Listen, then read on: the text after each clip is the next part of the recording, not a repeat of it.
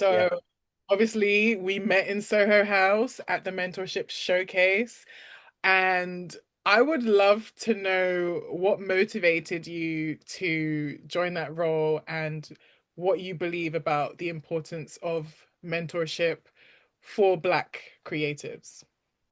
Yeah. So first and foremost, I was a mentee myself. I was very fortunate that I was picked to be one of the 20 people hand selected um, in this, I guess, the first rendition of this program in Toronto, which was awesome. And I was a mentee, and I was really, not to put my cohort down, but I think a lot of people in that program were like, this is a cool opportunity. I achieved it. I have it. And then I'm gonna take some of this wisdom or whatever and we'll see where it goes from there. Where when I got into that program, I was like, how can I keep going with this? Like this is a small win, but how can I stack more wins from this opportunity? So I became very I went first and foremost, I went like all out. I did like a crazy showcase project that took a lot of work to show that I was really dedicated. Um, I emceed the showcase to show that, I was down to host it and I also produce it. I produced it as well. And so I put a lot of work into my time in the program, which was then seen by Soho House staff. And they started having me host other events that wasn't just mentorship related, allowing me to, host, different functions and things they had there. Then they had me on the committee after that. They're like, we want to actually have more young people join the committee. So I joined the committee. And then from there, the actual program, Creative Futures Collective, that puts on the mentorship program, they're based in the States. And so they didn't want to keep flying to Toronto to have someone host all their programming. And so it was a perfect time and place where I was like, I'll be that guy for you. And so that was 3 or 4 years ago, maybe 3 years ago.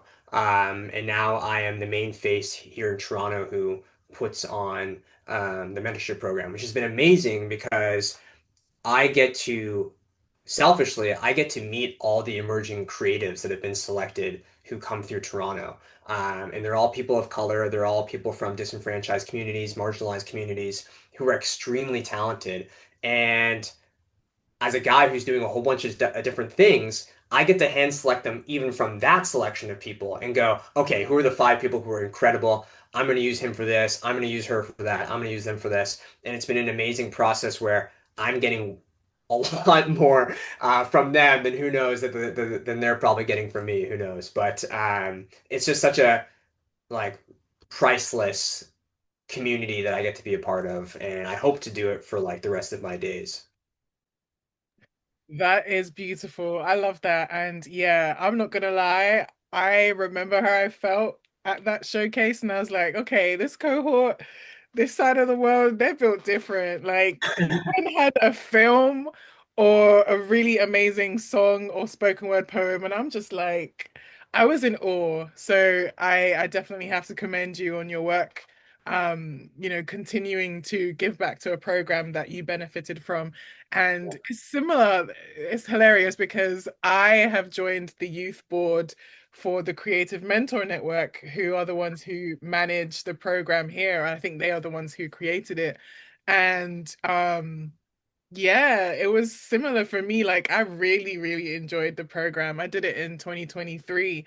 So I was just very, very bright-eyed, bushy-tailed, really, really excited to be involved. And now I'm in my second term on the board. So absolutely, it's an amazing way to constantly be exposed to just very, very incredible talented and inspirational people. And yeah, honestly, I was blown away at that showcase. And I would love to hear your thoughts about what makes a good mentor for anyone who maybe either has not got access to this program or would like to apply sometime. Just general pointers of what makes a good mentor, but then in turn, how they can be a good mentee.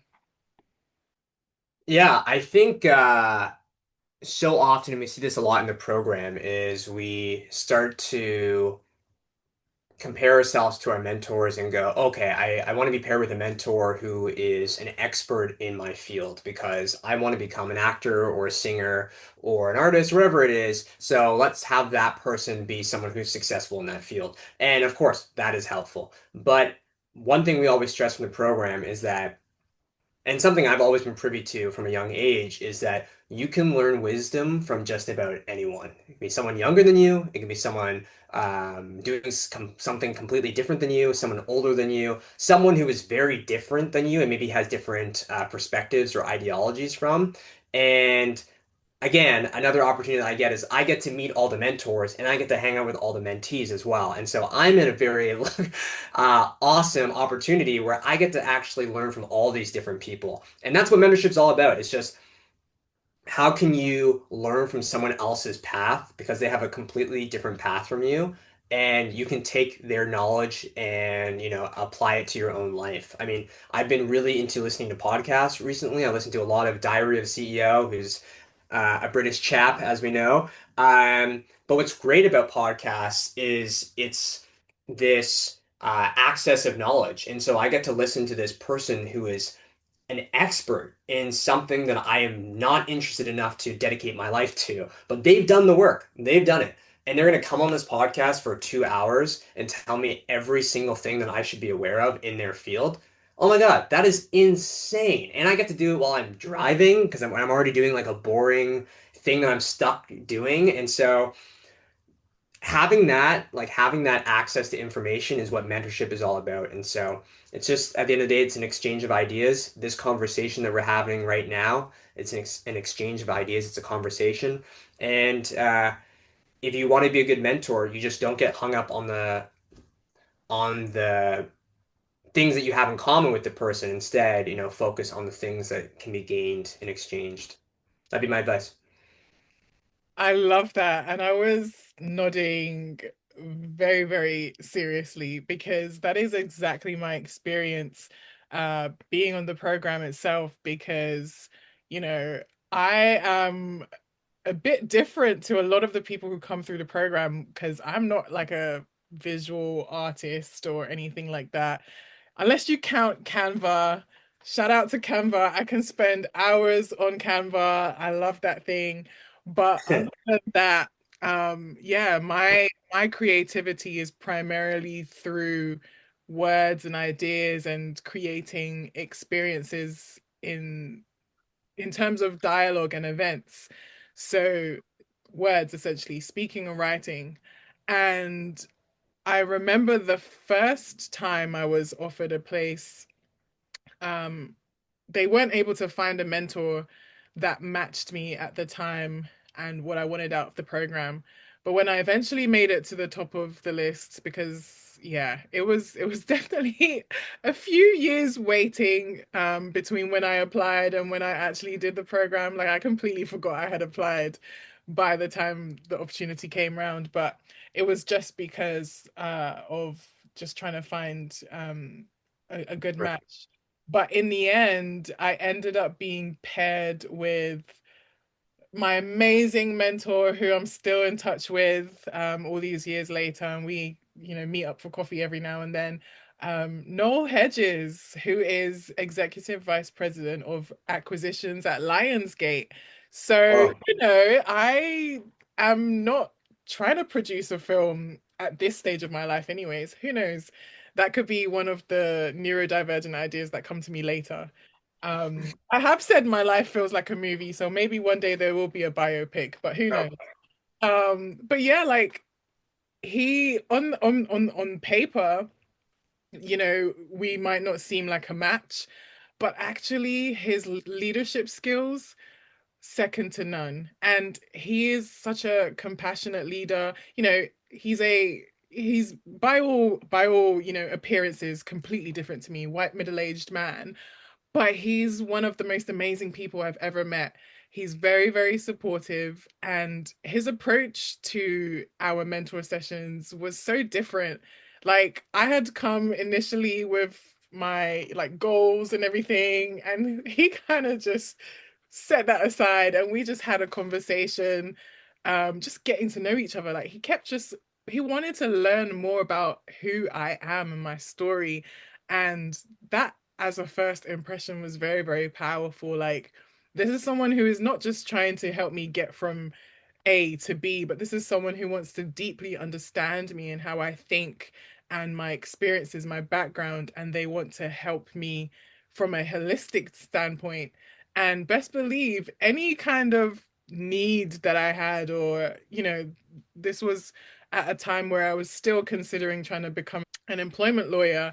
So he would just put me in touch with any of his friends that, are lawyers. And I did meet up with some of his friends, who are lawyers in companies like Sony. Listen, he's such a kind person.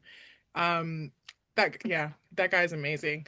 So yeah, to anyone listening to this, I completely agree with what Taylor said. Like, do not underestimate how impactful a mentoring relationship can be just because the person isn't directly doing what it is you want to do.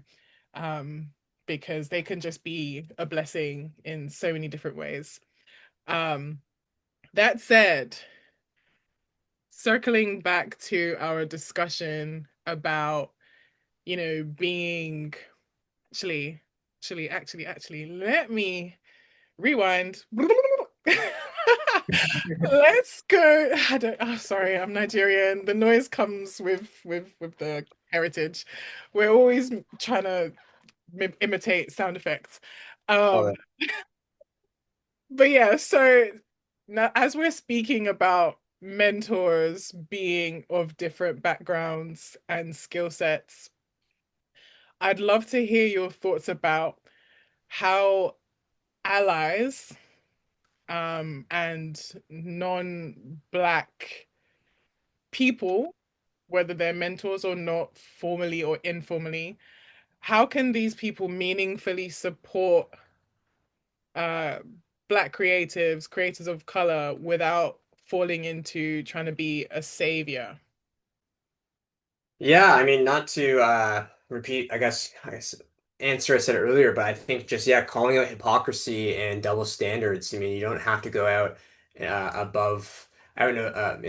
You don't have to do go out of your way, but being able to identify when things are falsely portrayed in the media or in yeah, I guess in the media or the stories that we kind of dive into and to not only identify it but address it and call it out. That's important because we need smart people to acknowledge these time like these problems and people from diverse backgrounds are definitely aware of it and see it, but it's important if you are an ally or someone who wants to support um, people of color in these spaces to address those situations because it does happen very often. One thing that we're seeing a lot of right now is um like the discussion of like black scent when like people in media, content creators, comedians, actresses, whatever, who are not of diverse not even diverse, but not even of black culture, perpetuating this kind of stereotypical black voice in order to be more relatable or comedic or trendy. And it's bizarre. It's super bizarre. And I think it's one scenario. I mean, I went to an event and there was this one individual who was on a panel and she talked the way that she talked the entire time and then she just said one like anecdote where she was trying to be funny and in like a complete black accent if you will, and I wasn't offended by it. I don't think it's something that we need to be offended by per se. I think if anything it's kind of like flattery in a weird way, um but I did identify it and I did ask myself the question in my head, like, what is going on here? And I think that's important. So just like asking yourself those questions, identifying it, and being self-aware, that's all I ask of. Oh gosh, I was just having flashbacks to all of the stories that I've heard people share about this kind of experience, when you're at work and your colleague just comes up to you and they're like, yo, yo, yo, kind of thing. And it's just like so corny and so inappropriate, especially if, like, for example, if you're working in like corporate, like, why are your finance bros who are super middle slash upper class, privately educated, have just about finished listening to one Eminem CD? Why are they coming up to you and like addressing you in that way? It's crazy, but I'm glad you brought this up because I've been wanting to explore a bit more about this commercialization of Black culture, or even cultural commodification, because it's so true that Blackness sells to a point. Or, sometimes people say that everyone wants to be Black until there's a cost that comes with being Right. Black. So I'd love to hear you speak to how Black cultural commodification shows up in the media world. Yeah, I mean, I this might be a radical opinion, but I actually think that almost all hip and interesting ways in which we connect, the slang and lingo we use, the all that stuff is derived from Black culture. I think all the top comments that you see on any video is either a Black person using certain language that has been commonly um, I don't know, encouraged and like, I guess, supported by people on the internet, or you see people who aren't of that culture using that terminology or those phrases wouldn't even use that terminology out loud when they speak or with their group of friends, but using it on the internet to connect with one another, which I think is interesting, super interesting. And I see that everywhere, down to trends, to the music we listen to how we um, yeah, how we talk to one another on the internet. I think it's all derived from Black culture, which is interesting because the media often, marginalizes Black opinions and Black people, and so it's an interesting time that we live in. Um, Again, I think it's a fine line because you can't there's nothing to be owed from it. Black people can't just be like, well, this is all us. I mean, the way you comment on these, these videos and these articles have their headline and stuff like that's from us. It's like, what do you want from that? You're gonna be compensated for that? It's like, no. But again, it comes down to the onus of other people acknowledging what they're doing and how they're taking it, how they're borrowing it, and using it, and it's also on us to point that out and be like, what's happening here? Why is it happening? We got to ask ourselves these questions. And that's just one case. I'm sure it's happening in a lot of different areas as well. But being someone who's so online and um, invested in the media, that's where I definitely acknowledge it. And it's been a huge source for the show that I've been developing for the last few years. That kind of all internet culture kind of stems from Black culture. Period. And does. I love it. I love it. They say Black culture is the blueprint, and I stand on that, stand by it. I 100% agree with everything that you've said. And it's so true, internet culture, meme culture. Like, I feel like every week something I stumble across online always just has me arriving at the point where I'm just like, inwardly or sometimes outwardly, hashtag I love us, because Black people are funny. We are a funny people. And I love that, there's increasing recognition for that, because you just see some things on the internet where it's just like, how did you even think of that? Like this morning, case in point, I open, I think it was Instagram, and then I see a video retweeted or reposted by Kev on Stage, and it's of a Black father putting his newborn son in his cot, and you know how new like babies are, they move around a lot and they just can't be still. Tell me why this guy is playing crumping music and he starts having a crump battle with his son. I was cackling like first thing in the morning, and I'm just like, how do you even come up with this? How do you look at a child and think this child is challenging me to crump? And just make internet phenomenon of that. I love Black people. Like, we're hilarious. So absolutely, I'm completely with you there. And I definitely think that even though, you know, the waters of digital IP are so murky right now, especially with AI coming on the scene, it's very, very difficult, questions of who really owns what. Yeah. That's going to be a huge headache for IP lawyers to come. But I do think I want to see more Black creators being compensated for the things that they come up with, because it's some quality content going around online, and I would love to see, that turn into real cultural capital that advances us as a community.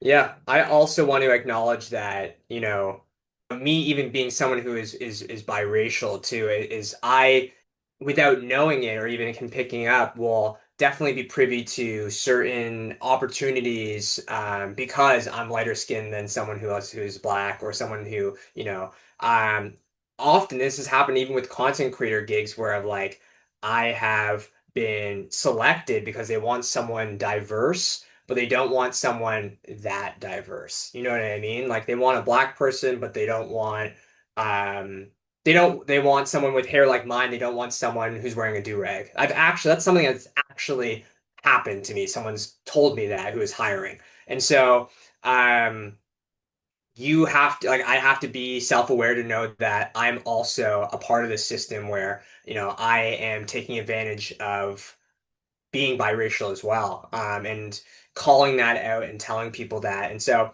I think it's all kind of come back to onus and being self-aware and calling that stuff out. But I just wanted to say that because it's definitely something that I'm privy to as well.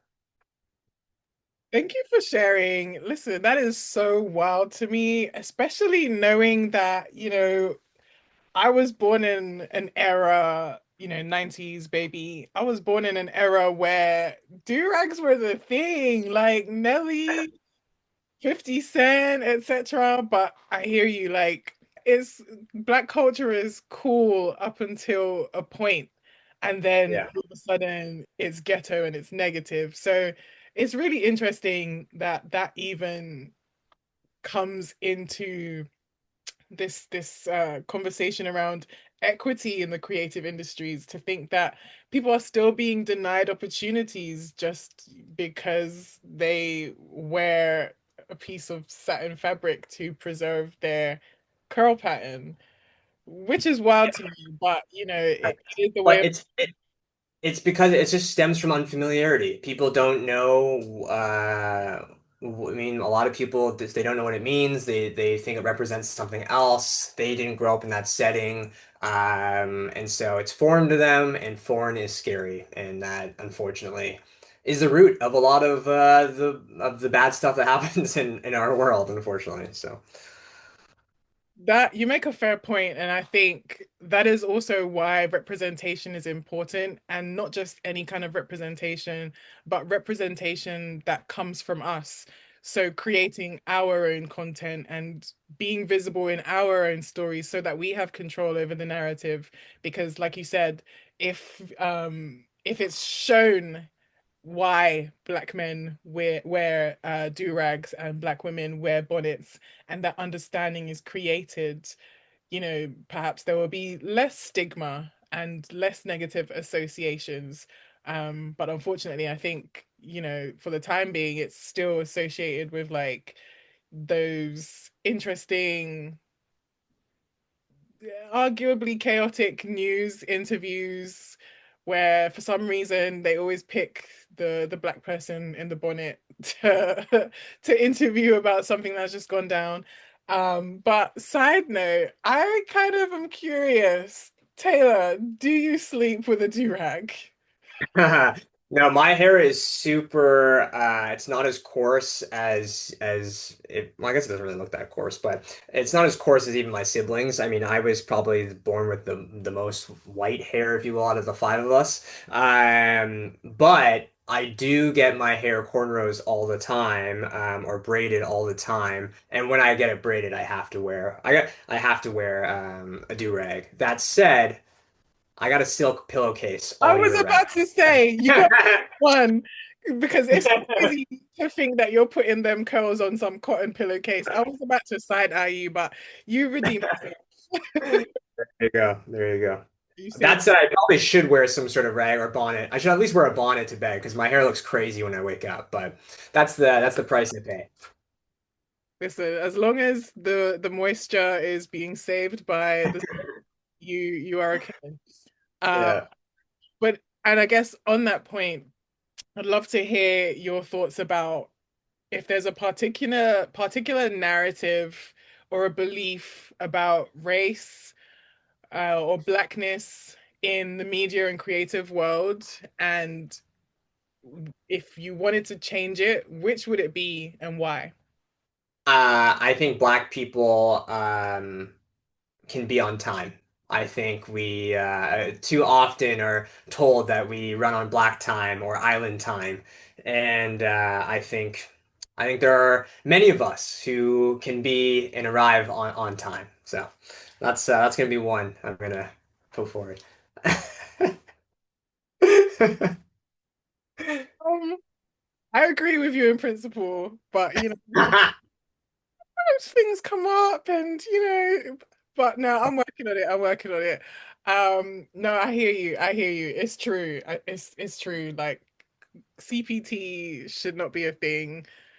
Fortunately, it still is. And even when I try to do better, it's hard to be that person who is going against the grain, you know, and then people are still doing their own thing. So it's hard out here, but grace for those who are trying. Um, but yeah, okay, well, that has been a very, very interesting journey that we've done just in this conversation. And I think there's so much more I feel that we could dive into. But to kind of wrap things up, just some fun quick fire questions, and then we can talk about some of the projects that you're up to and how people can learn more. So, a book or a film that has changed your perspective on race.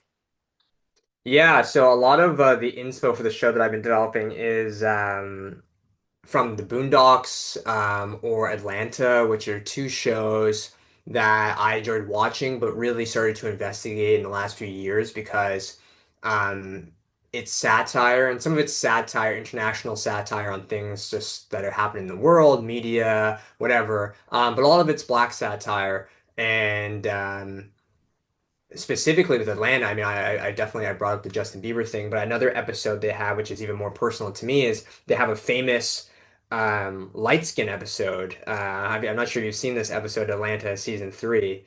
No, you haven't seen it? Okay. I need to watch this show, period. I haven't seen any You episodes. should definitely watch the show. I mean, I think it's such an It, incredible show. Where is it now? What would it be on? Um, you gotta send me the details. yeah, it's an FX show, so I don't know what. Maybe it's on Disney. Maybe Disney. Um, But anywho, highly recommend it. There's so many great episodes that speak on what it means to be black and how blackness is interpreted, how black culture is interpreted. But this one episode, and I'm watching this show, going, yeah, yeah, like I'm on. We're all on the same side, them versus us. This is, I'm watching it, and then there's an episode that speaks to being light skinned and being biracial. And I was like, oh, like this is fully at me. And I watched it, and after I got to the end, I was like, I had to be very self-aware and understand that I am a victim of um, of doing some of this stuff that they were calling out for. And a great actor, Tyreek. I forget what his last name is, but he's just in another Jordan Peele movie that came out this fall. But this was like his starting thing. He was in this episode where he's kind of like me. He's racially ambiguous. He's super light skinned, but he's got straight hair. He doesn't have curly hair. Anywho, it talks about how biracial people can take advantages of, can code switch and take advantages of both benefits of both races. And I thought it was a really interesting episode, and it made me think that I'm also a part of this discussion and the problem and all this stuff. And so after watching that, I was like, this is a great discussion on being biracial because there's not a lot of content on that specifically. Not to make it about me, but there isn't. So I thought that was great. Okay, so maybe just off the back of what you just said, maybe that is part of the answer to this next question, which is if you had no constraints, what would your next creative project be without And citing too much IP? if I had no constraints, yeah, I mean. One of the things that I've always, since I was in like the sixth grade, is I wanted to create an animated show that had a black character at the forefront. There has been now that it's been, 20 years gone by or whatever the amount of decades it's been. But there's still a big part of me that wants to create like a little cartoon with a black character at the forefront. I have a whole concept that I want to do, but I know nothing about animation. And obviously that is a barrier to entry. So, but if I had no constraints, that would definitely be something that I want to pursue because I just know growing up, um, even someone as me who's so, light skinned and, sometimes white presenting, I definitely did not feel the representation whatsoever watching media. So that's always something I wanted to do is kind of give back and create like an animated cartoon or something like that. I love that. And honestly, I don't know anything about animation too, but I'm I trust you'll be able to figure it out. And, gonna make it happen. I'm gonna make it happen. yeah, the stories that aren't there that you wish were there, you have to be the one to bring them to life. And so, my last question now is something people don't ask you, but you wish they would. I don't know. I don't know. It's tough. I would say people definitely don't ask me enough about. People ask me what my background is, but don't ask me a lot about my heritage or kind of culture around that. It's kind of tough because I definitely get so many questions of people being like, "What is your background?" and like, "What are you?" But the questions never kind of dig deeper than that. Um, and I obviously like I love to share that part of myself because I think it is super interesting and there's so many stories that are involved in that. I mean, I was in the UK this summer and I got Windrush tattooed on me. Hey, So it's definitely a big part of me. So yeah, I love explaining that to people. I love telling people what that means, and yeah, so that's obviously I love history, and so being able to explain my own history is a lot of fun. I love that. Great answer. So, anyone who's listening, I know you've already heard the answer, but ask the question Yeah, anyway. I'll spice it up. I'll spice it up. Yeah. Amazing. Okay, well, Taylor, please let the people know how they can keep up with you and your work and anything exciting to look out for soon. Yeah, you can follow me on Instagram or any platform really at tpats, which is my name abbreviated, TPATZZ. And yeah, follow me there. That's the best way to get in touch with the stuff I'm doing. Keep an eye out for a show I've been developing called Icons, which hopefully will uh, come to life sooner rather than later. Other than that, you can find me here and there on Sirius XM on the Boost, on Canada Talks if you have Sirius XM radio, and that's about it. Amazing. It's the way he says that's about it for me.